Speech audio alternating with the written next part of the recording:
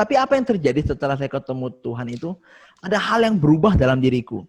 Yaitu satu hasrat yang besar untuk Tuhan itu tiba-tiba muncul.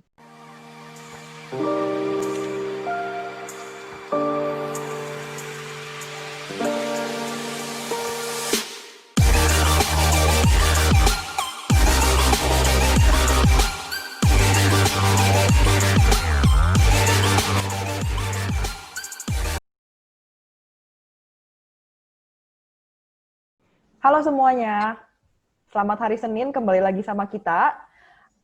Untuk kalian yang pertama kali ada di sini, aku mau perkenalkan dulu, nama aku Yovita, dan di bawah sini ada Ko Yosua.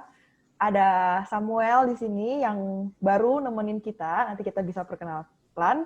Ada Ko Erik dan Ci Agustin. Ci Agustinnya lagi ada di behind the scene, ada Ko Erik di sana. Oke. Sedap.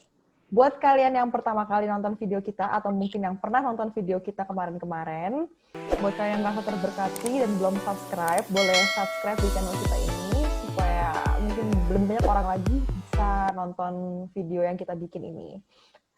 Kita sangat berharap video yang kita bikin bisa pas dan cocok sama kalian, dan apa yang mau kita sampaikan itu tersampaikan, gitu.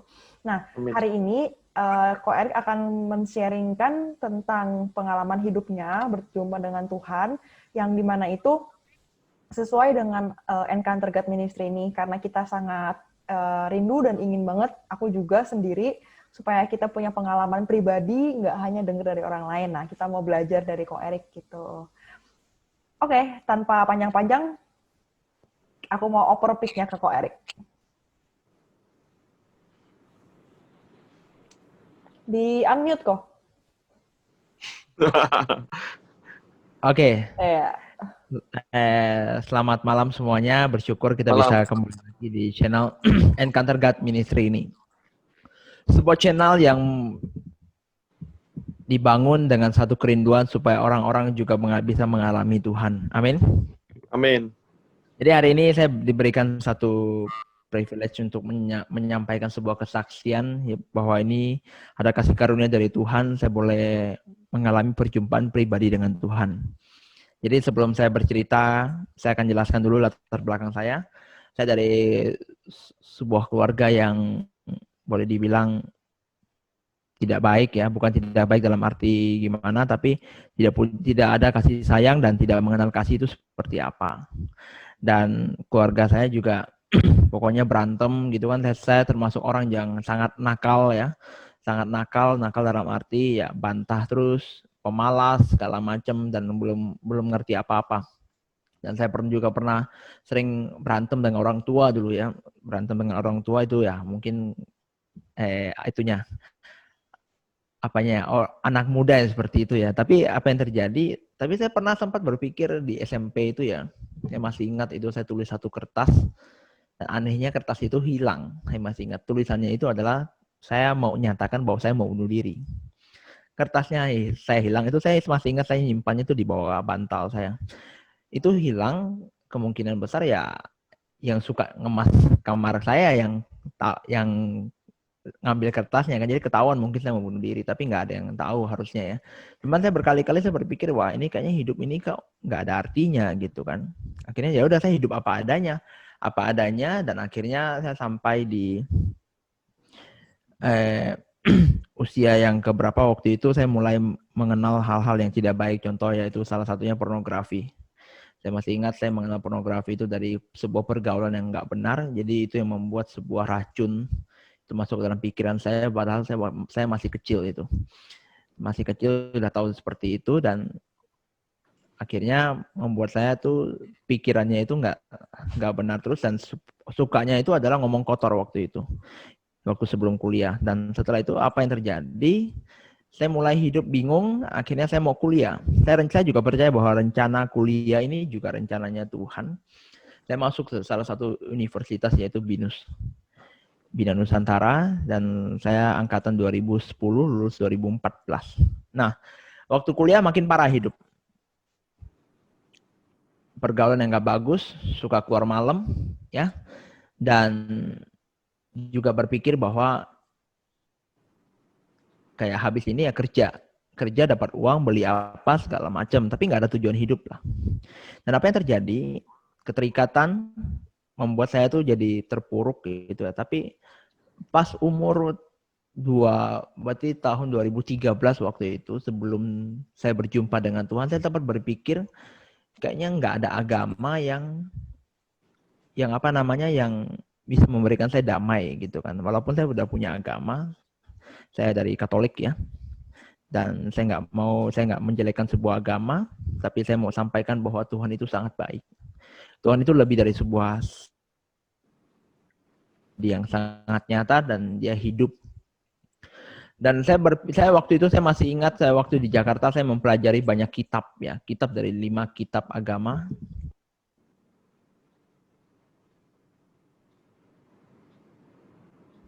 Dan saya sempat iri juga, teman saya kok bisa sajid cinta Tuhan. Dan saya sempat iri dan itu membuat saya tuh jadi pengen dekat dengan Tuhan. Tapi posisi waktu itu saya merasa bahwa hidup saya hancur sekali dan makanya sampai saya mau pindah sebuah kepercayaan ke tetangga sebelah. Saya masih ingat.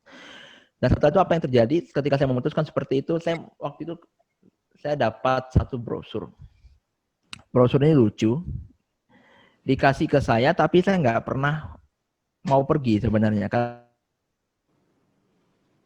orang Kristen. Satu KKR yang berjudul yaitu Perjumpaan yang Tak Terlupakan. Saya masih ingat di Kemayoran waktu itu. Jadi karena saya penasaran dan hidup saya udah kacau dan saya ingin berjumpa dengan yang namanya Tuhan itu seperti apa dan siapa sih itu Tuhan. Akhirnya saya datang ke KKR tersebut. Saya masih ingat saya itu orang yang mungkin satu-satunya yang seperti orang gila. Serobot antrian. Akhirnya saya ditegur sama asyirnya kan. Ngantri dong. Gitu kan. Saya masih ingat itu yang suruh saya ngantri itu padahal teman sekelas kuliah itu. Dia kena kenal Tuhan. Dia bilang ngantri, terus karena teman kan mulai dong pikiran dunia kan nyogok. Kita teman, kasih gua masuk duluan dong gitu kan. Dia bilang nggak bisa. Nggak boleh. Akhirnya apa yang terjadi di sana? Sorry, sebelumnya saya potong. Kenapa kamu kok mau nyerobot itu, Rick?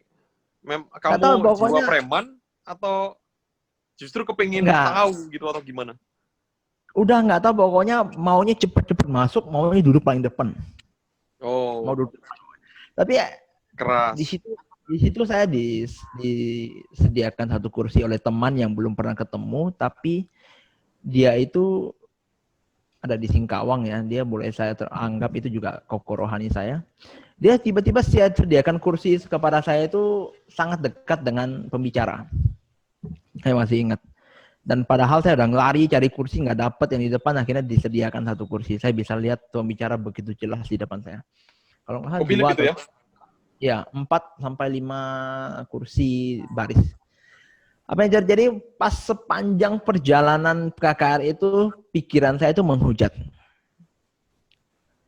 Pikiran saya itu menghujat dalam arti ya saya berkata bahwa itu bohong. Terus, tapi yang saya herannya itu kenapa pembicaranya itu ngomong itu seperti dekat banget dengan Tuhan. Saya masih ingat dia bilang Roh Kudus kasih tahu dia sesuatu, Tuhan kasih tahu dia sesuatu, dan ada baptisan Roh Kudus katanya, saya nggak tahu itu apa segala macam ya. Tapi apa yang terjadi ya? Setelah itu saya mulai menentang, menghujat, tiba-tiba di samping saya itu rebah gitu kan. Dilawat Tuhan tiba-tiba rebah dan saya kaget gitu kan. Ini pertama kali saya lihat orang seperti ini kan. Akhirnya nggak lama kemudian setelah selesai KKR ya, saya intinya singkat cerita dari KKR itu, saya melihat orang itu, ada orang yang begitu dekat dengan Tuhan, yaitu pembicaranya Ko Philip sendiri, saya masih ingat. Nah setelah itu saya mau pulang. Sebelum pulang itu saya masih ingat saya ditantang terima Yesus. Saya terima Yesus, tapi nggak ngerti itu tujuannya apa. Pokoknya tahunya saya berdosa, maju, terima Yesus, udah selesai pulang. Tapi nggak lama kemudian, nggak tahu kenapa, tiba-tiba hasrat saya dengan Tuhan tuh makin gede. Makin gede, tapi karena judulnya Perjumpaan yang Tak Terlupakan, jadi saya nganggap kayaknya nggak ada artinya deh. Karena saya nggak ketemu Tuhan tuh. Saya nggak ketemu Tuhan di KKR. Nah di tanggal 23 November Ya 23 November 2013 waktu itu. Itu selang berapa lama, Rik? Itu dari KKR itu 1 minggu. Oh, 1 minggu aja ya. Siap. Iya, jadi setelah 1 minggu itu saya ketemu dengan Tuhan di tanggal 23 November 2013. Saya masih ingat saya waktu itu mau ngajar. Cuman sebelumnya itu saya ketemu Tuhan. Ini maksudnya ketemu Tuhan apa? Saya berjumpa dengan dia. Saya nggak tahu roh saya dibawa atau apa. Tapi saya taunya itu adalah ketika saya selesai ketemu Tuhan, seperti tubuh saya itu ditabrak balik gitu. Kayak ada sesuatu yang pulang lagi dalam diri saya dan saya bergetar. Dan ketika saya bangun dari tidur itu, tiba-tiba mulut saya langsung berkata bahwa Tuhan itu hidup. Dan sebuah hasrat itu keluar ingin memberitahu orang bahwa Tuhan itu hidup. Jadi bagaimana cerita saya ketemu Tuhan? Saya tuh datang ke satu tempat, ya. Tempatnya itu sebuah gedung ya, gedung. Saya masuk satu pintu, ada satu orang itu yang nyambut saya berkata gini, di sini ada satu orang yang nggak pernah berbuat dosa. Saya nggak ngerti kan, ya udah saya masuk lagi ke dalam. Waktu saya jalan masuk ke dalam, ada satu tangga yang begitu tinggi. Saya tahu ketika saya naik saya bisa lihat segalanya. Tapi ketika saya naik ke tengah jalan, tiba-tiba ada satu orang besar itu menurunkan saya. Dia bilang seperti ini. Layani dia dulu. Oh, saya nggak ngerti kan. Saya walaupun saya tahu tentang Tuhan Yesus, tapi saya nggak mengenal dia, saya nggak tahu namanya pelayanan itu apa, saya nggak tahu namanya melayani itu apa. Akhirnya setelah itu saya turun, saya jalan lagi ke pintu selanjutnya. Nah di pintu selanjutnya ini, saya masuk pintu tersebut, tiba-tiba di situ banyak orang-orang yang udah meninggal, udah tua, tapi di situ mereka jadi muda. Dan saya tanya mereka, kalian jadi muda di sini? Dia jawab saya seperti ini, ya orang yang sudah ke sini akan kembali muda, katanya kan. Gitu ya. Terus akhirnya saya mulai lihat dia sekeliling, tiba-tiba tuh ada satu cahaya muncul itu sebelah kanan. Saya masih ingat waktu itu sebelah kanan itu begitu terang, tapi saya tahu itu adalah orang yang sangat jahat orangnya. Tiba-tiba pas muncul terang itu, orang yang muda itu tiba-tiba teriak dengan sangat nyaring, itu bukan Tuhan, itu bukan Tuhan. Saya pun kaget gitu mendengar mereka teriak seperti itu. Nggak lama kemudian ada di bawah tulisan saya itu, di bawah saya itu ada tulisan, saya lihat dengan mata saya sendiri, hati-hati akan banyak nabi palsu. Ada satu pesan seperti itu.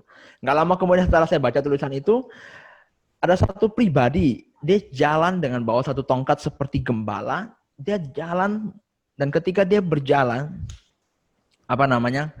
semua yang saya bilang mereka jadi muda itu, mereka teriak bahwa itu adalah Tuhan. Nah, mereka adalah Tuhan, dan setelah itu satu pribadi tersebut, saya percaya bahwa itu pasti Tuhan Yesus. Dia duduk di satu kursi. Kursi itu dia duduk, dan saya lihat dia, dan waktu itu saya berkata bahwa, boleh nggak saya peluk engkau? Saya tanyakan pertanyaan itu, karena saya kayak saking mau ketemu Tuhan waktu itu, saya masih ingat. Dan akhirnya setelah itu saya peluk Tuhan, pribadi tersebut, ya. Kenapa saya tahu dia Tuhan? Ada satu tongkat yang dia bawa itu seperti gembala, dan di atasnya memang terlihat ada salib, dan saya nggak bisa terlihat jelas mukanya.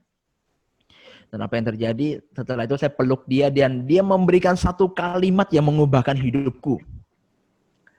Jadi kalau lulusan BINUS itu kan harusnya kan setelah itu ya kerja di kantor ataupun jadi apa, mau kerja apa segala macam. Saya udah mikirin tuh tanggal umur berapa, saya udah mau apa, umur 25 mau apa, umur berapa mau apa. Udah saya pikirkan semua. Tapi ketika Tuhan kasih pesan ini, jadi pesannya adalah, aku rindu semua anak-anakku. Kalimat itu langsung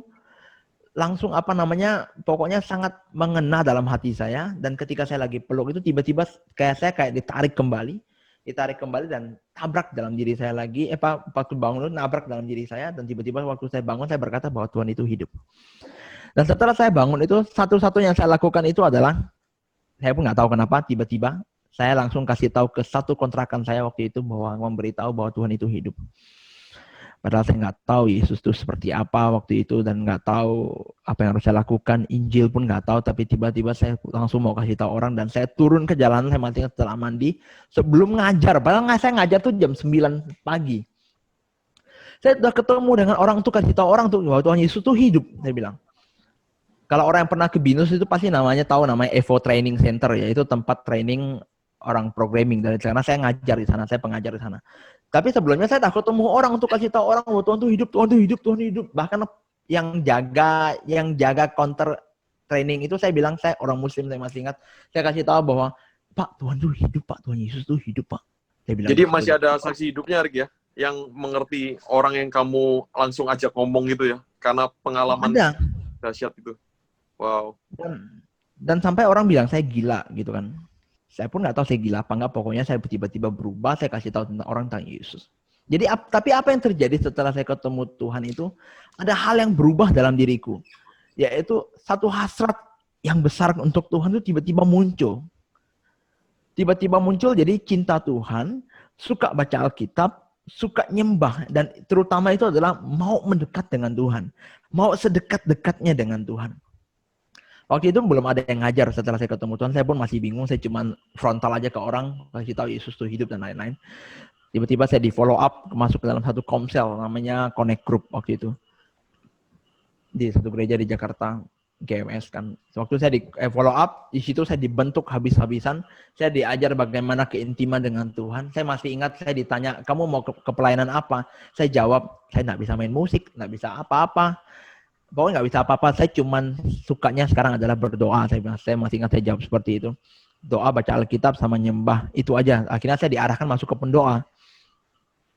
Tapi di situ saya diproses habis-habisan. Jadi dari perjumpaan pribadi itu ya, banyak yang saya dapatkan. Jadi satu, hasrat untuk memberitakan Injil kepada orang. Kedua, sebuah keintiman itu, hasrat untuk keintiman itu semakin dekat dan benar dekat dengan Tuhan itu muncul. Yang ketiga itu adalah beberapa hal mulai muncul, yaitu suara Tuhan, kata orang gitu kan. Dengar suara Tuhan, bagaimana segala macam, itu begitu gampang jadinya. Terus habis itu saya juga doakan orang sakit, semakin lama semakin nyata. Yang harusnya meninggal nggak jadi meninggal. Terus banyak hal yang Tuhan kerjakan lah dari setelah perjumpaan pribadi. Jadi apa yang mau saya sampaikan dari perjumpaan ini adalah bahwa Tuhan itu benar-benar hidup. Amin. Saya nggak bisa lari dan saya berusaha. Sebenarnya kalau disuruh pilih, ya pasti orang lebih suka milih yang di dunia, ya. Dalam arti apa? Ya mencari uang gitu. Tetapi ketika saya berjumpa dengan Tuhan, Putus, Rick. Diulangi dulu sebelumnya mungkin. Tadi sampai mana ya? Ya ini. Jadi sampai saya seperti ini waktu setelah kenal Tuhan itu, saking mau dekat dengan Tuhan, jadi ada yang saya lakukan itu adalah saya nggak mau yang lain. Sampai tiba-tiba tuh saya merelakan semua yang enak itu, biarkan itu berlalu, tapi saya bisa dekat dengan Tuhan. Saya masih ingat saya waktu diajak nonton bioskop waktu itu, saya masih ingat dengan anggota komsel saya. Waktu masuk bioskop itu, waktu mau nonton udah di bioskop itu ya, saya nangis di sana. Saya nangis dan saya masih ingat dalam hati saya berkata seperti ini, waktuku dengan engkau sangat berharga. Dan saya nangis itu sampai saya ke WC, kenapa saya nangis seperti ini? Dan saya akhirnya ngomong sama pemimpin komsel saya bilang, aku mau pulang. Mungkin terlalu fanatik atau apa, pokoknya saya cinta Tuhan waktu itu. Saya mau pulang setelah itu waktu itu. Saya mau pulang, saya hanya mau berdiam diri di kamar, nyembah. Dan satu lagu yang saya nyanyikan terus-terusan karena saya bukan orang Kristen dulu ya, yaitu Ku Mau Cinta Yesus. Cuman itu aja saya bisa lagu itu. Nggak ada lagu yang spesial. Saya masih ingat saya juga belajar kunci juga biasa aja, dan saya mainin Ya Aba, Bapa, sampai saya lepaskan gitar saya berlutut berjam-jam, itu nggak terasa. Pokoknya dari jam 7 selesai semuanya, bisa sampai jam 11, 12 gitu kan. Wow. Hanya tujuannya untuk menyembah.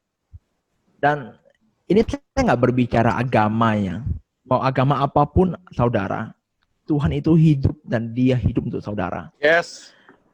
Dia itu tidak memandang siapapun Anda. Anda dari Katolik, dari Kristen, dari kepercayaan manapun, Tuhan itu sangat mengasihi Anda. Kenapa? Karena saya orang yang sangat jahat, sangat parah hidupnya, pergaulan nggak bagus, itu bisa Tuhan tolong. Bisa Tuhan tolong, dan Tuhan itu nyatakan sesuatu yang lebih besar daripada itu, yaitu rencana Dia dalam diri saya. Dan akhirnya apa yang terjadi? Saya dapat visi Tuhan. Dan setelah saya ketemu Tuhan, saya dipenuhi dengan mimpi. Mimpi demi mimpi itu tentang Tuhan. Sampai saya masih ingat salah satu mimpinya itu adalah saya berdiri di satu stadion. Di satu stadion itu tiba-tiba orang itu berdiri banyak dan tiba-tiba mereka pergi. Saya pun bingung waktu saya kejar mereka. Tiba-tiba saya tersungkur. Mungkin Sam ini pasti tahu nih, karena saya pernah cerita. Saya tersungkur di jalan, saya tersungkur waktu saya ngejar itu sebuah di kayak padang pasir, saya nggak tahu di mana. Tiba-tiba tuh langit itu terbuka, tiba-tiba ada satu pancaran itu turun ke bawah dan berkata gini, serahkan hidupmu sepenuhnya buat aku. Ketika kalimat itu datang kepada aku dan aku nangis nggak berhenti-berhenti, dan ketika saya bangun sebuah api yang baru tuh muncul. Wow. Dan ketika saya mulai beritakan Injil, mulai beritakan Injil, ketika saya takut atau apa, saya mulai gencar beritakan Injil. Tiba-tiba waktu tidur itu ada satu kalimat yang tertulis di dalam mimpi saya itu adalah, terus beritakan Injil, jangan berhenti. Terus ada lagi, jangan takut, jangan khawatir, aku hidup. Terus beritakan Injil. Itu terus bukan menghantui ya, yang memasuki dalam pikiranku terus adalah Injil Tuhan harus diberitakan, Injil Tuhan harus diberitakan, Injil Tuhan harus diberitakan. Jadi efek dari berjumpa dengan Tuhan itu selalu visi Tuhan itu nyata dalam diri kita. Dan akhirnya apa yang terjadi? Saya mendapatkan visi, saya juga mau orang berjumpa dengan Tuhan, apapun caranya, supaya orang bisa mengenal Kristus. Dan untuk saudara yang mendengarkan video ini, Tuhan sangat ingin berjumpa dengan engkau. Tuhan sangat ingin punya waktu dengan engkau. Tuhan sangat ingin mempunyai hubungan yang khusus dengan engkau. Jadi perjumpaan ini, saya dengan Tuhan, itu membuat semuanya berubah dan tidak berhenti sampai yang kemarin, sampai sekarang, detik ini, sebuah hasrat memberitakan Injil nggak pernah padam. Nggak pernah padam untuk memberitakan Injil kepada orang. Dan sampai sekarang begitu banyak hal yang Tuhan berikan. Saya percaya bahwa semakin banyak Tuhan memberikan, semakin banyak saya harus bertanggung jawab. Hal-hal yang supranatural Tuhan berikan. Sesuatu yang baru Tuhan berikan. Kesembuhan demi kesembuhan Tuhan memakai orang semakin dahsyat. Jadi itu yang ingin saya sampaikan, bahwa setelah Anda berjumpa dengan Tuhan, Anda tidak akan pernah sama lagi. Amin. Amin. Jadi punyailah satu kerinduan untuk berjumpa dengan Tuhan. Saya berharap dan kita bisa terus terkonek dalam channel ini, bagaimana kita selalu ingin mengarahkan saudara untuk berjumpa dengan Tuhan. Jangan hanya mendengar kata orang. Ini waktunya kita untuk mengalaminya. Kenapa? Yesus tuh nggak mati. Saya begitu percaya dengan Dia.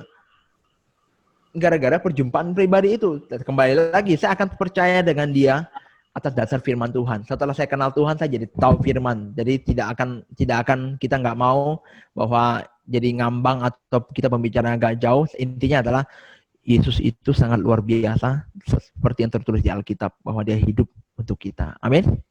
Amin. Oke. Lalu Rick, mungkin bisa dijelaskan visi-visi apa yang Tuhan taruhkan itu kan, yang kamu kejar selain penginjilan itu. Mungkin kita ingin tahu lebih banyak lagi gitu kan. Terus mungkin misalnya ada Tuhan janjikan sesuatu dan gimana Tuhan menepati janjinya gitu.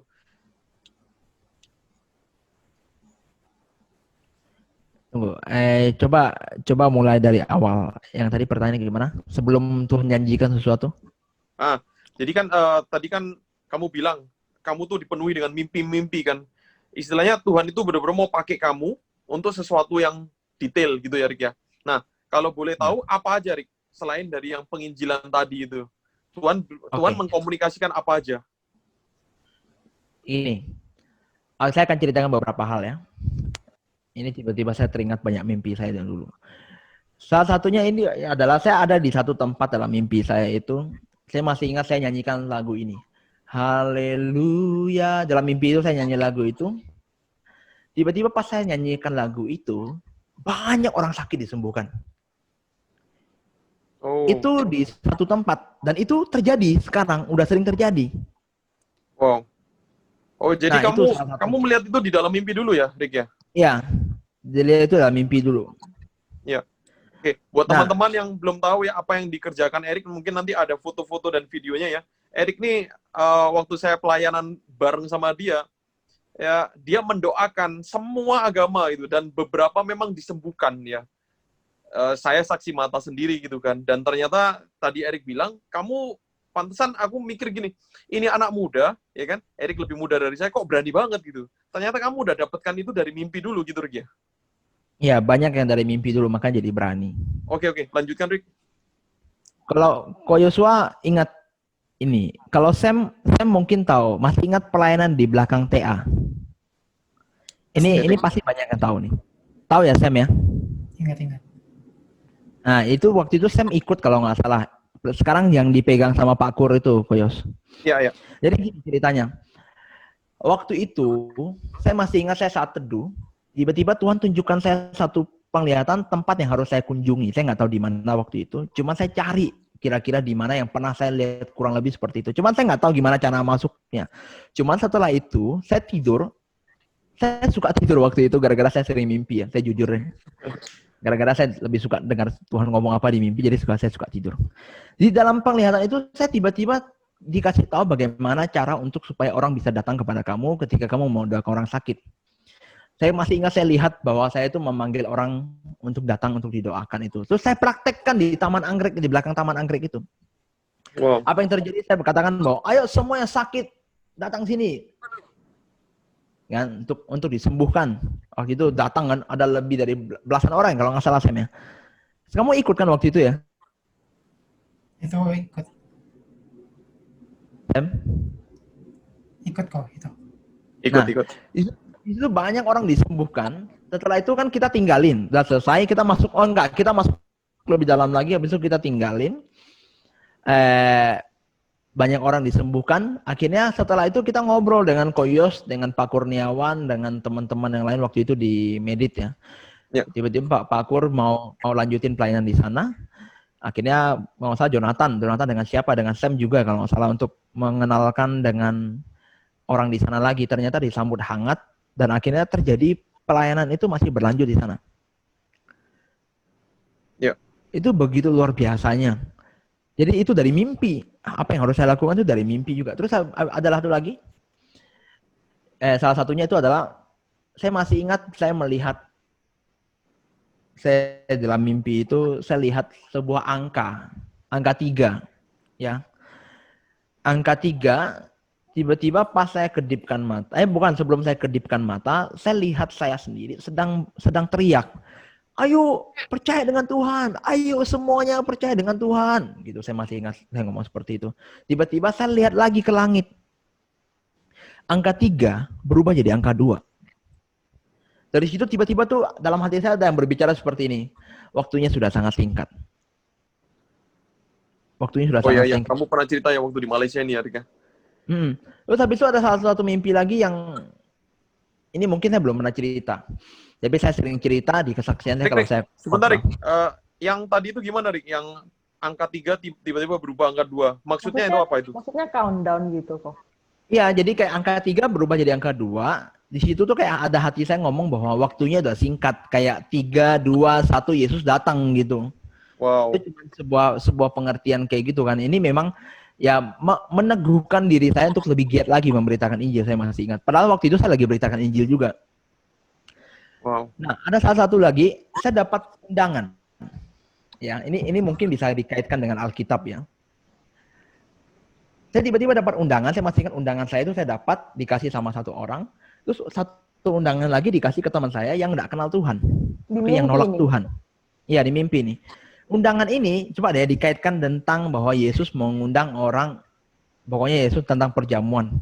Jadi waktu itu saya dapat, tiba-tiba waktunya tiba, saya diangkat. Saya diangkat dan teman saya nggak diangkat di sana. Waktu teman saya nggak diangkat, karena adalah saya tahu bahwa dia nggak kenal Tuhan. Waktu saya sampai di atas, itu begitu banyak orang sibuk. Sibuk sedang mempersiapkan satu meja yang sangat besar. Banyak banget itu makanan kayak perjamuan sangat besar gitu kan. Dan tiba-tiba pas saya lihat mereka begitu sibuk, nggak lama kemudian ada satu orang besar sebelah kiri saya masih ingat tiba-tiba nepuk diri saya. Turunlah. Beritahu ke semua orang bahwa waktunya sudah sangat singkat dan semua sudah siap. Wow. Wih, dan saya langsung turun dan saya langsung terbangun. Di situ makin jadi gitu kan. Nah, dikatakan itu, apa, Rik? Dikatakan ada orang yang tepuk kamu terus dia ngomong apa? Dia ngomong seperti ini, turun lagi, kasih tahu ke semua orang bahwa semuanya udah siap. Wow. Kayak Yesus itu kan sering kita dengar ya bahwa sudah telah disiapkan. Jadi saya lihat itu dan saya diturunkan lagi dan saya ketika bangun saya langsung beritakan Injil kepada orang. Wow. Nah, itu beberapa, masih banyak lagi sih sebenarnya.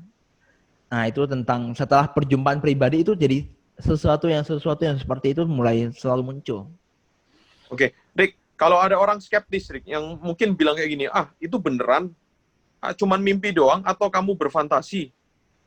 Bagaimana kamu menjelaskan? Bagaimana kamu menjelaskan bahwa itu memang Yesus, itu memang pengalaman yang Tuhan kasihkan gitu? Karena di lain pihak ya, pengalaman-pengalaman yang dari setan itu membuat orang jadi gila kan, halusinasi gitu kan. Nah, cuman kita semua percaya di sini bahwa itu Tuhan gitu kan. Tapi di lain pihak, setan juga melakukan hal yang kayak gitu dan bikin orang jadi kayak gila gitu kan, tertawan pikirannya itu. Mungkin kamu bisa jelaskan buat pemirsa yang masa sih beneran ceritanya Erik gitu. Pasti Tuhan kasih kamu tanda-tanda kan. Sebelum saya jawab, saya akan jawab seperti ini. Berbahagialah orang yang haus akan Tuhan, akan kebenaran, maka dia dia pasti ketemu dengan Tuhan. Haus dengan kebenaran. Orang yang suci hatinya, dia akan ketemu dengan Tuhan, ya. Yes. Orang yang haus kebenaran akan dipuaskan, ya. Jadi saya akan cerita. Saya tahu bahwa iblis pun bisa lakukan itu. Tapi ada satu hal yang saya tekankan di dalam pelayanan ketika saya mulai bersaksi itu adalah saya akan terus beritakan Injil kepada orang. Dan saya punya satu target. Ya. Orang yang berbicara bahwa menghujat Yesus, ya, ataupun mengata-ngatai Yesus yang jelek ya. Contoh, wah itu benar enggak? Fantasi enggak gitu-gitu. Dia juga akan ketemu dengan Tuhan. Yes. Kenapa Amin. saya ngomong seperti itu? Karena saya melihat banyak orang-orang yang menghujat. Bukan menghujat karena pengalamannya, tapi menghujat Injil Tuhan. Dia malah ketemu dengan Tuhan, minimal bertobat. Bukan bertemu dengan mungkin nggak sama dengan pengalaman saya, tapi dia bertobat. Kenapa? Saya masih ingat waktu saya di Malaysia. Ada satu dukun ya, dia dukun Cina. Bayangkan dia dukun Cina ya, ketemu kita. Dia udah sering diinjili tapi ditolak terus. Akhirnya giliran saya ke sana. Sampai di sana saya ngomong pakai bahasa Ke, kalau nggak salah Hakka. Dia juga bisa bahasa Hakka. Dia ngomong seperti ini. Kalau memang benar Tuhan itu ya seperti yang kamu katakan, ya aku akan ikut dia. Terus saya jawab. Saya langsung jawab simple karena saya begitu percaya bahwa Tuhan itu hidup. Keyakinan saya tentang Tuhan itu begitu dalam. Akhirnya kalau saya ngomong seperti ini, Bapak, saya pakai bahasa Indonesia aja sini ya. Bapak, kalau Bapak butuh Tuhan, panggil dia mulai malam ini. Tahu nggak apa yang terjadi? Dia coba panggil. Kenapa saya tahu? Setelah saya pulang dari Indonesia datang lagi, saya bertemu dia di rumah sakit waktu itu. Dia rumah sakit itu bukan malah kesakitan atau gimana, dia ketemu saya langsung senyum dia. Bayangkan dukun Cina di Malaysia, tahu ya kok ya, itu kan ya fanatik banget ya. FOMO gitu ya. Akhirnya apa yang terjadi? Dia ketemu saya dan dia berkata seperti ini. Amin katanya. Cek, ada suaranya nggak? Ada suara ada, emang video agak nge-freeze sih. Cuman nggak apa-apa. Suara ada. Ya, dia bilang gini. Dia bilang amin sambil senyum dan saya katanya, Bapak kenapa? Saya langsung tebak, Bapak pasti ketemu dengan Tuhan. Dia jawab gini, aku mau dibaptis dan aku mau percaya dengan Tuhan. Bayangkan. Wow. Sesuatu yang orang yang menghujat Tuhan, menghujat apa yang Tuhan kerjakan, pasti Tuhan berikan pertobatan. Karena Tuhan terlalu baik. Amin. Dan ada lagi. Baik, masih ingat waktu jangan lupa dilampirkan foto-fotonya ya. Dalam ya kalau ada. Itu ada. Yang itu ada. Ya, oke. Lanjut. Nah, kalau yang ini saya cerita nggak ada. Karena ini waktu di jalan. Dia menghujat, dia bilang Yesus nggak bisa turunkan beras dari langit kok. Akhirnya saya cuma ngomong satu kalimat simple. Simple saya ngomong, Yesus itu mengasihi Bapak. Kami tinggalin. Beberapa minggu kemudian, enggak sampai berapa minggu. Pokoknya berapa waktu kemudian, saya ketemu mereka. Mereka memberi diri dibaptis dan percaya Tuhan. Tiba-tiba. Lihat, ini bukan berbicara perjumpaan, bukan sebuah sensasi yang, dapat mimpi atau apa. Itu sebuah pesan, mungkin pesan pribadi untuk saya juga, untuk orang lain. Tapi ada satu hal yang saya mau tekankan, yaitu Injil tetap harus diberitakan. Amin. Ketika orang dengar Kristus, maka dia akan berjumpa dengan Tuhan. Ketika orang mendengar Injil, dia akan mengalami Tuhan. Jadi orang itu harus mengalami Tuhan dari Injil Tuhan. Saya masih ingat bahwa saya mendengarkan Injil dari satu pembicara waktu itu di KKR bahwa dia memberitakan Yesus yang mati dan bangkit setelah itu. Dan setelah itu saya mulai berpikir bahwa hidupku begitu berdosa, dan saya mendengar Injil, saya menerima Injil, saya menerima Kristus. Ya dari situ saya buka hati untuk Tuhan walaupun hidup saya begitu kacau dan saya berjumpa dengan Tuhan. Anda pun sekalipun hidup Anda begitu buruknya ya, tidak ada kata terlambat untuk diri Anda diubahkan oleh Tuhan. Saya begitu yakin dan percaya ketika saya ngomong seperti ini. Karena sampai detik ini, bukan detik ini, beberapa waktu kemarin, nggak sampai 1 bulan, belum sampai sebulan, orang yang sudah memakai segala jenis cara untuk disembuhkan, nggak bisa sembuh. Ketika berjumpa dengan Tuhan, malah bertobat dan percaya Tuhan, dan tidak pernah orang itu adalah orang yang sangat ateis. Kenapa saya tahu? Karena itu tempat pelayanan kita sekarang. Saya ada di pelayanan di 4 kampung sekaligus sekarang. Ya bolak-balik capek juga ya, di pedalaman di Gua Buma, Sakong, terus ada di Mentrado, terus satu lagi di Pasi, dan itu 4. Wow. Ada total Jembatan 25 juga. Itu begitu banyak orang ngalamin Tuhan. Sampai sekarang Amin. membangun kerajaan Allah di bumi. Amin. Amin. Amin. Oke. Ya. Sebelum kita masuk ke tanya jawab, mungkin nanti bisa ini karena waktunya udah mepet. Saya tergerak Rick untuk minta kamu mendoakan kita semua ya, para pemirsa juga kita yang ada di sini, saya, Yovita, Samuel, dan semua rekan-rekan yang ikut dalam pelayanan Encounter God. Tolong mintakan urapan ataupun kasih karunia Tuhan supaya apa yang kamu ceritakan bisa kita alami, supaya kita punya satu kerinduan itu, kayak Tuhan, kita ingin kejar Tuhan itu, seperti kamu gitu Rick. Boleh ya Rick ya, kita berdoa ya Rick ya, kamu doakan kita semua dan semua pemirsa. Oke. Berarti nanti habis doa kita selesai atau gimana nih? Habis doa langsung mungkin ada 1-2 pertanyaan ya. Oke. Uh-uh. Oke, saya berdoa dulu ya. Ya. Bapa di surga, hamba tahu bahwa semua oleh karena kasih karunia-Mu ya Tuhan. Bukan karena kuat gagah kami. Kami percaya bahwa kami telah dipilih oleh Engkau, bukan karena kami memilih Engkau ya Tuhan. Engkau telah merencanakan sesuatu yang jauh lebih besar yang kami pikirkan ya Tuhan. Amin. Tuhan Yesus, hamba berdoa buat semua orang yang menonton video ini, termasuk istri saya, Ko Yosua, Yovita, Sam juga ya Tuhan. Kami tahu kami punya satu hati ya Tuhan. Kami rindu untuk berjumpa dengan Engkau ya Tuhan. Amin. Kami di sini membuka hati ya Tuhan untuk Ya, Engkau Tuhan. masuk dalam hidup kami ya Tuhan. Amin. Supaya apa yang telah Kau siapkan dalam hidup untuk hidup kami boleh terima ya Tuhan. Tidak ada penghalang apapun ya Tuhan. Tidak ada kepahitan, tidak ada kekecewaan, tidak ada sebuah batu yang menghalangi untuk kami bertumbuh ya Tuhan.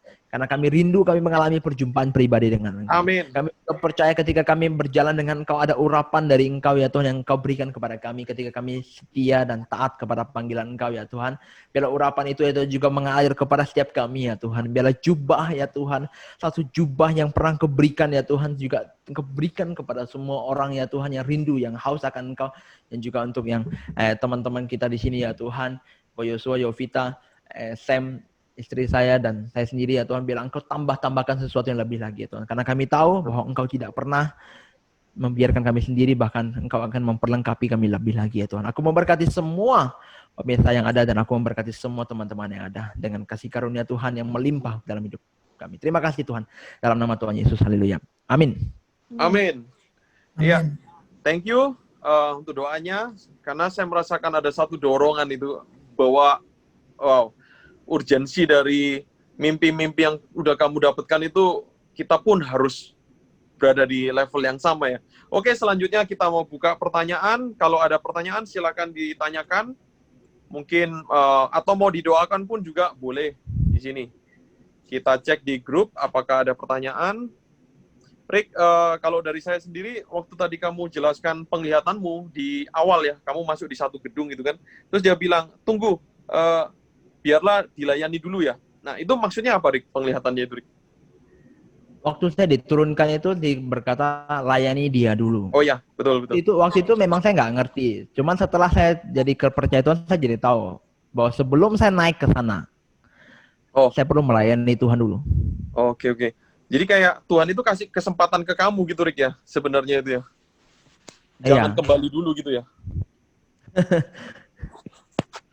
Oke. Jangan naik dulu kayaknya, jangan naik dulu gitu. Sebenarnya mungkin nanti satu sesi lah kita bahas yang kayak gitu karena banyak banget sih mimpinya sampai saya masih ingat 5 kali mimpi berturut-turut itu kurang lebih sama semua. Wow. Baru-baru ini. Apa tuh, Rick? Itu tempat-tempat yang harus saya kunjungi. Mungkin saya Wow. pernah cerita. Tempat-tempat yang harus saya kunjungi untuk beritakan Injil. Itu tempat-tempat mayoritas bukan orang Kristen malah. Orang Muslim. Kamu ada tips nggak, Rick, untuk orang-orang lain yang umum ya, yang kayak kita ini percaya Tuhan Yesus dan udah sangat lama gitu ya. Anggaplah saya gitu kan. Kayak kadang tuh kembang kempis gitu loh. Nah, saya membayangkan, gue juga pingin kayak Eric gitu loh, yang selalu stabil itu. Dan kamu dapat sokongan supply dari sorga gitu kan. Nah, untuk kita yang nggak dapatkan hal-hal kayak gitu, mungkin kamu bisa kasih kita saran gitu kan. Oh gini, mungkin saya ralat bahwa saya juga manusia, juga bisa letoy, bisa lemah Bisa gitu ya. letoy.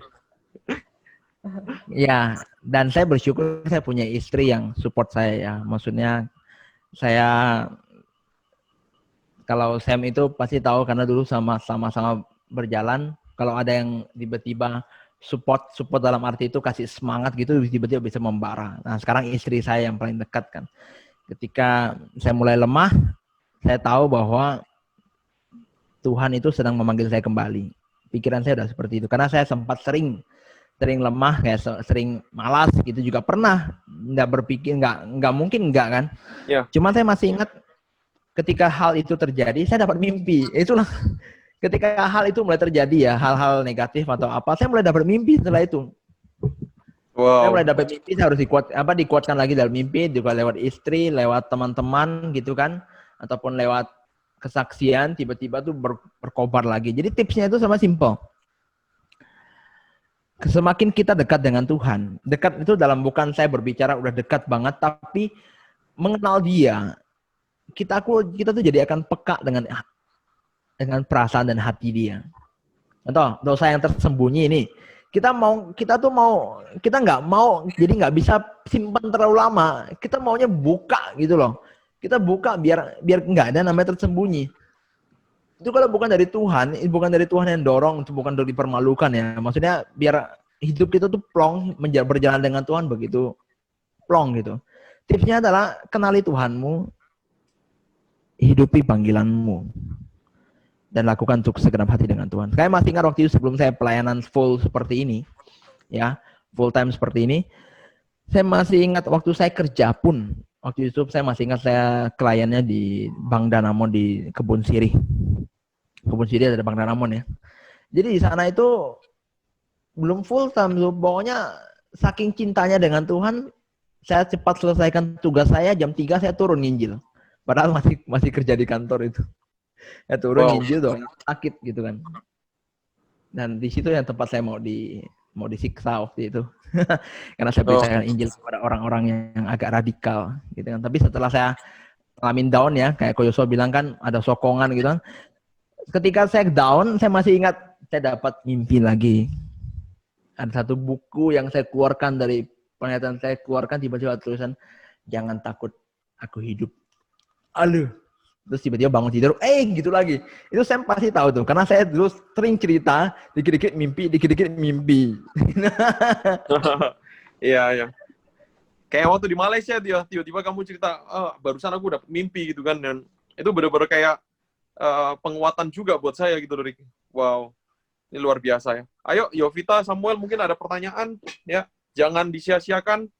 Mungkin kita bisa belajar sesuatu dari cerita dari Eric ini, gitu kan. Dari Samuel dulu deh. Oke, kalau dari aku ada pertanyaan nih. Bicara dari kesaksian yang Ko Erik sampaikan, dari apa yang Ko Erik alami. Ini kan juga bicara tentang karunia seperti itu kan. Dan kalau kita bicara tentang karunia, ada sebagian orang yang percaya dan ada sebagian yang kurang percaya, kayak seperti yang Ko Yusuf tadi sampaikan, mungkin skeptis atau apa, itu pasti ada gitu. But I do believe in gift. Aku percaya ada karunia, tapi ini yang jadi dilema nih untuk beberapa orang. Gimana sih cara dapetin karunia itu, dan apakah itu bergantung pada visi yang Ko Erik dapatkan sebelumnya, yaitu adalah amanat agung, Injil, dan kasih Tuhan itu terus, apakah bisa sesuatu yang personal, dan juga ketika kita mendapatkan satu karunia, bicara karunia penglihatan seperti yang Ko Erik dapatkan, apakah itu bisa dipergunakan untuk keperluan pribadi. Nah, Ko Erik sendiri pernah nggak gunain itu kayak, aku pingin nih dapat mimpi supaya aku bisa kaya raya. Itu pernah disampaikan coba. Oke, ini pertanyaan luar biasa ya. Jadi gini, detik saya setelah saya berjumpa dengan Tuhan, saya mulai start dipenuhi dengan mimpi. Berarti itu pemberian. Saya yakin itu pemberian. Bahkan saya belum tahu akan terjadi, tapi tiba-tiba saya udah tahu dulu. Kayak pemberitahuan gitu kan. Nah, waktu itu saya belum ngerti memang. Tapi semakin berjalan dengan Tuhan, semakin mendekat, memang beberapa karunia itu mulai muncul. Itu salah satunya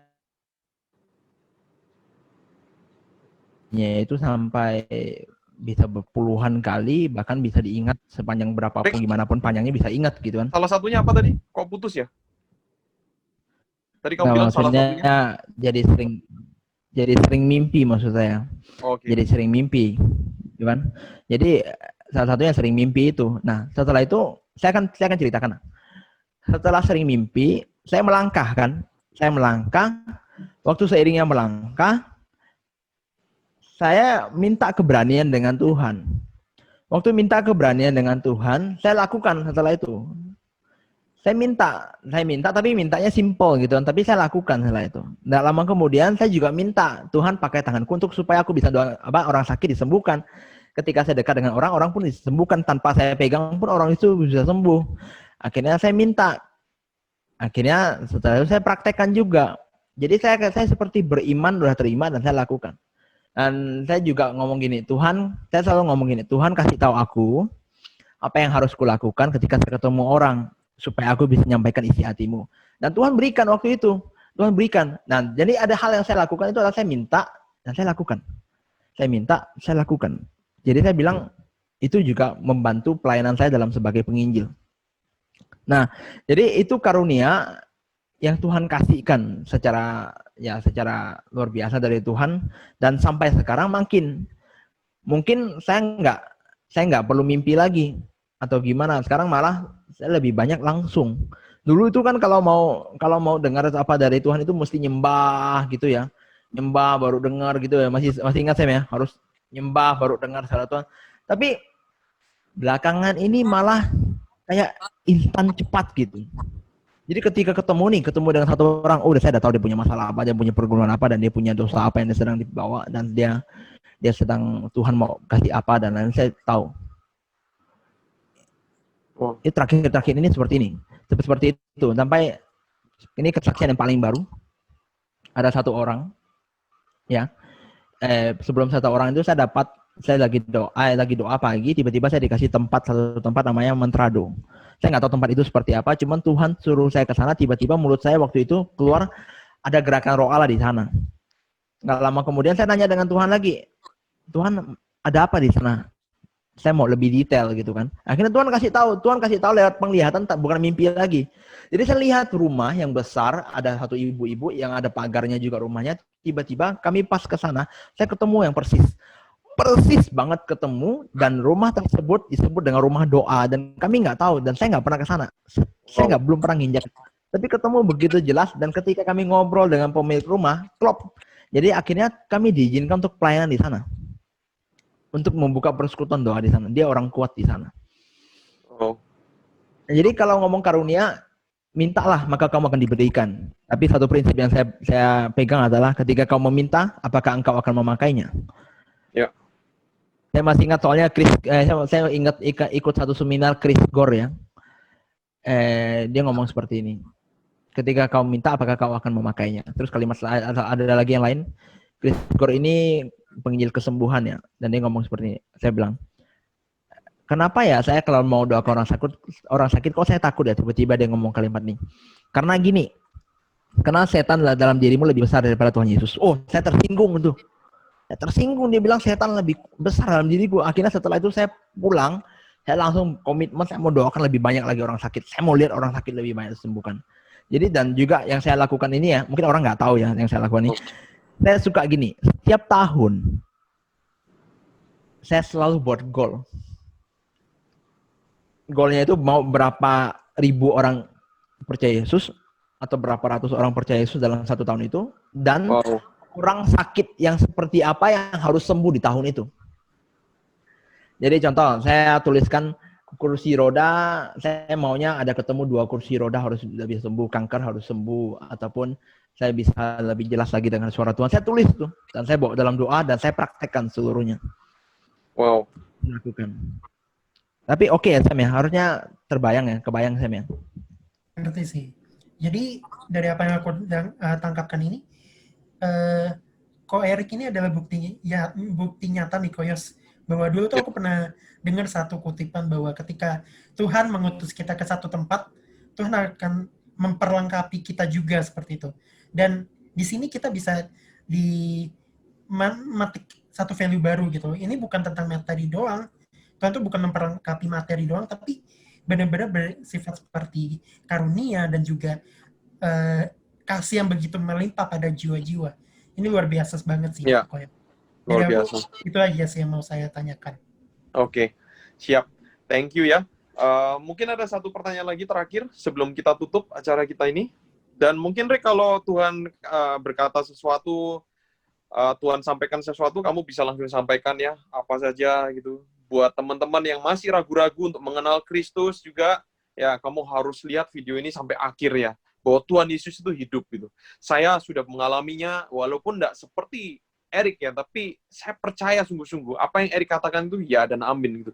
Bahwa Tuhan kita itu hidup gitu. Bukan inisiatif dari Erik gitu, tapi inisiatif dari Tuhan dulu gitu. Satu persatu dari kita sini bisa bertemu, bisa submit gitu loh.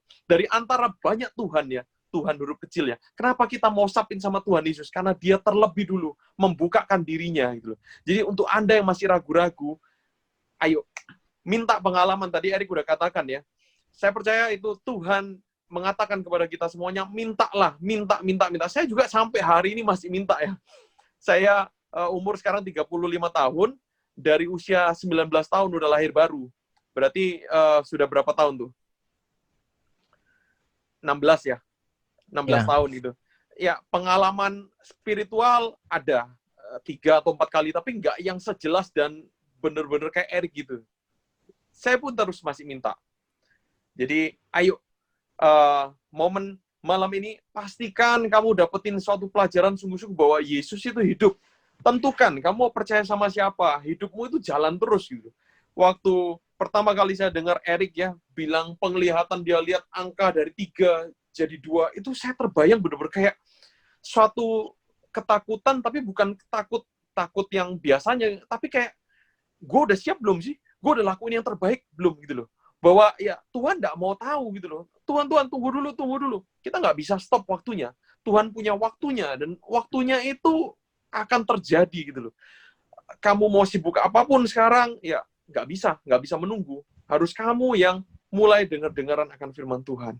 Ya, silakan kalau ada pertanyaan, Yovita mungkin bisa dibacain dari grup kalau ada pertanyaan. Sebelum kita akhiri.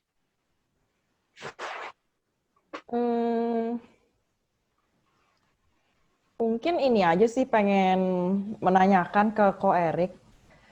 Kan dari sisi mungkin beberapa orang merasa kayak, wah pengalamannya ini luar biasa ya gitu kan. Mungkin Ko Erik pernah nggak sih kayak merasa intimidasi gitu loh dari beberapa orang atau dari omongan orang. Nah, mungkin level kita berbeda-beda. Cuman gimana cara Ko Erik tuh kayak cope sama hal-hal seperti itu gitu loh. Mungkin udah luar biasa banget, tapi kan ada aja orang ngomong, ya baru begitu doang, kayak gitu tuh kok. Iya, betul. Aku udah mengeluarkan satu statement di dalam diriku itu ketika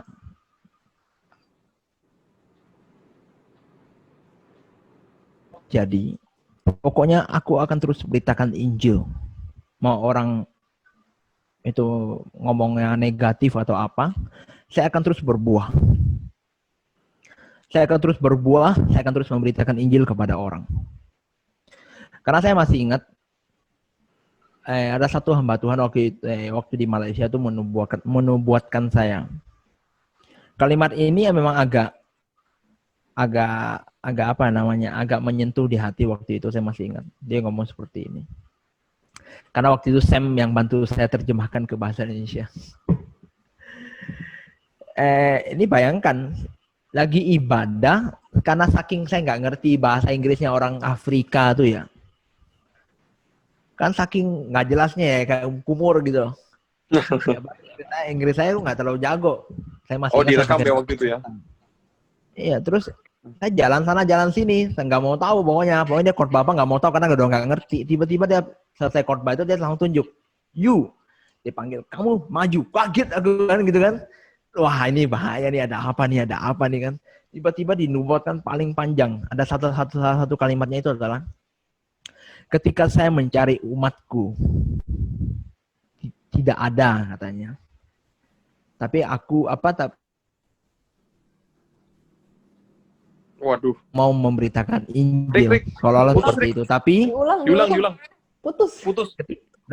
Ketika aku mencari umatku, tidak ada yang bersedia untuk beritakan Injil. Tetapi kamu telah memberikan hidupmu sepenuhnya buat aku. Jadi Tuhan itu kayak kasih tahu bahwa orang itu udah dipanggil beritakan Injil tapi nggak mau. Tapi kamu mau gitu loh. Ya jadi ya kayak jadi pertanyaan Yovita tadi, pernah nggak sih kayak gitu kan? Dipikir seperti itu, orang-orang salah berpikir atau apa untuk menanggapi gimana? Saya akan kembali pada prinsipku. Saya akan terus berbuah, sekalipun tidak ada orang sakit disembuhkan, saya akan terus mendoakan orang sakit. Sekalipun tidak ada orang terima Yesus, saya akan terus beritakan Injil supaya orang-orang mendengar Kristus. Karena saya percaya bahwa Injil itu ada kekuatan Allah. Jadi saya nggak mau banyak pikir apa kata orang, karena memang pusing dengar kata orang. Amin. Waktu itu saya di Jakarta aja, waktu itu pelayanan ya orang tahu pelayanannya seperti apa, udah banyak yang tahu, tapi masih aja orang yang ngata-ngatain, masih ingat waktu itu. Ya udah terserah, ikut enggak, pokoknya aku tuh akan terus beritakan Injil. Oke. Kok kalau misalnya nih, Ko Erik mungkin pernah lah ya melakukan kesalahan juga gitu. Nah, bagaimana cara Ko Erik kayak juga deal sama kesalahan yang Ko Erik buat gitu loh? Gimana caranya move on dari kesalahan itu, apalagi berhubungan tentang hal-hal seperti ini gitu loh? Satu hal yang aku pegang itu adalah aku akan selalu terbuka dengan Tuhan. Tuhan bagiku itu bukan seorang yang kayak hanya memegang rotan atau apa kan. Dia juga menegur kan, dia juga memberikan kita masukan, dia juga menasihati. Tapi saya anggap dia, Tuhan Yesus itu sebagai teman yang paling dekat. Tapi juga adalah Tuhan dan Raja. Jadi ketika saya ngalamin apa, saya nggak mau terlalu lama tertuduh, saya akan ngomong, Tuhan, mampukan aku dengan kasih karunia-Mu supaya aku bisa melewati yang ini. Udah, setelah itu aku maju lagi. Jadi nggak usah ribet gitu kan. Jadi banyak orang kan sampai terlalu ribet karena udah terlalu banyak terintimidasi dan nggak mau datang kepada Tuhan. Padahal Tuhan itu udah ngampuni ketika kita ngakui. Jadi saya nganggap Tuhan itu sebagai teman yang terbaik. Roh Kudus itu teman terbaik. Ketika saya minta maaf dengan Tuhan, Roh Kudus dengan cepat jawab saya, dia berkata, aku mengasihimu anakku. Wow. Ketika kalimat itu keluar, itu saya begitu terharu dan mau nangis. Saya masih ingat waktu saya doa keliling ya. Tiba-tiba Tuhan ngomong seperti itu, anakku, aku mau lebih dekat lagi dengan engkau. Ketika dia ngomong seperti itu, saya nggak doa keliling lagi, saya langsung pergi ke tempat, waktu itu satu ruangan belajar, itu ada satu lagu rohani, saya cuma datang ke sana, cuma menyembah aja, menyembah itu begitu luar biasa. Ketika Tuhan ngomong, aku mau lebih dekat dengan engkau, aku pokoknya langsung lari dan langsung mau lebih dekat lagi. Dari situ saya mendapatkan banyak hal. Wow. Jadi itu yang untuk jawaban Yovita, bahwa Tuhan itu baik. Makanya orang yang datang kepada Tuhan tidak akan pernah dipermalukan seperti itu. Amin. Amin. Yes. Amin. Oke, kita sudah ada di penghujung acara. Teman-teman, kalau Anda punya pertanyaan, Anda minta didoakan, Anda disentuh sama Tuhan, atau dengan mendengarkan cerita dari Erik ini, Anda mendapatkan sesuatu, Anda mengalami sesuatu, jangan sungkan dan jangan ragu untuk telepon kontak yang ada di bawah sini ya. Itu. Oke, kita akan menutup dalam doa. Saya minta tolong Erik untuk mendoakan lagi untuk pelayanan kita. Kami mengundang teman-teman yang punya visi sama atau belum punya tempat pelayanan ya.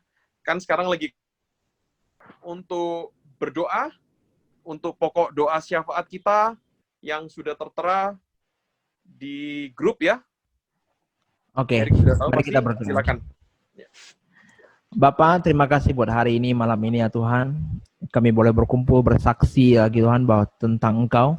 Bahwa Engkau bukan Allah yang mati, Engkau Allah yang hidup ya Tuhan. Engkau selalu rindu untuk kami berjumpa dengan Engkau ya Tuhan. Kami jauh daripada sempurna ya Tuhan. Kami dari kerinduan, Engkau juga akan melihat dari itu ya Tuhan. Dan Engkau akan menyatakan sesuatu buat kami. Memberkati Encounter God Ministry ini ya Tuhan. Boleh memberkati banyak orang ya Tuhan. Orang juga boleh mengalami Engkau juga dari pelayanan ini ya Tuhan. Dan juga Engkau kirimkan orang-orang yang rindu untuk melayani ya Tuhan. Untuk di dalam Encounter God ini ya Tuhan, supaya lebih banyak lagi ya Tuhan orang yang rindu untuk datang kepada Engkau ya Tuhan, tidak ada terbatas ruang dan waktu.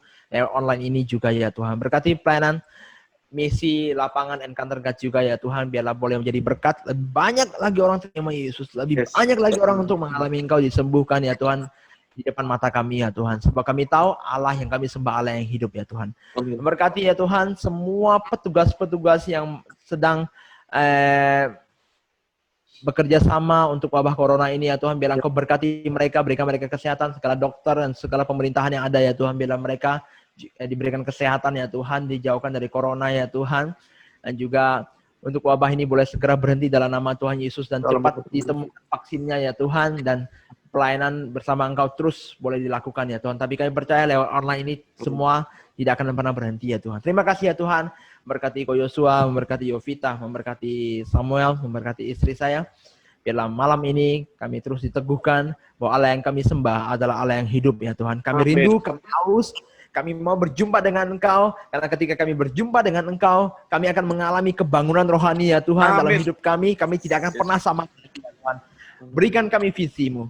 Berikan kami semakin jelas apa yang ingin kami lakukan dalam hidup kami ya Tuhan, dan kirimkan orang ya Tuhan yang ingin terlibat di dalam kegerakan ini ya Tuhan, yang rindu untuk melihat Tuhan bekerja dalam hidup mereka ya Tuhan, yang rindu untuk melayani juga ya Tuhan. Terima kasih ya Tuhan. Terima kasih ya Tuhan, kami ucap syukur dan berdoa. Haleluya. Amin. Amin. Terima kasih teman-teman sudah bergabung dengan kami. Saksikan lagi kami Senin depan ya. Kalau kalian juga mau pembahasan apapun ya, kita bisa bahas, kalian tinggal WhatsApp ya. Oke? Itu aja. Ada pengumuman lainnya? Gak ada? Oke. Ya, kalau gitu, sampai ketemu minggu depan. Tuhan senantiasa memberkati kita semuanya. Amin. Bye-bye. Bye. Bebas.